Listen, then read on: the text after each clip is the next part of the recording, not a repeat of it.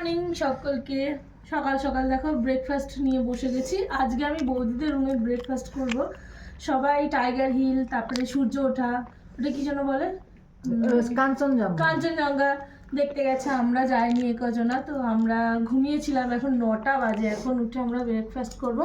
ব্রেকফাস্টে আছে তোমার আলুর পরোটা আছে, আলুর তরকারি, ডিম সেদ্ধ, এগুলোই আছে। ব্রেড মেট অনেক হ্যাঁ, কিছু আছে, অনেক আমরা কিছু খাই না। ওগুলো আমরা খাবো না। আমি আজকে বৌদিদের রুমে ব্রেকফাস্ট করব।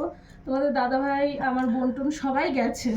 ওরা কেউ সূর্য ওঠা দেখতে পারেনি। ভাগ্যিস আমরা যাইনি, ফালতু ঘুমটা কামাই করে দেখতে হতো, কিন্তু কিছুই দেখতে পেতাম না। তো চলো খাওয়া যাক, খেয়ে দেখি কেমন আছে বৌদি।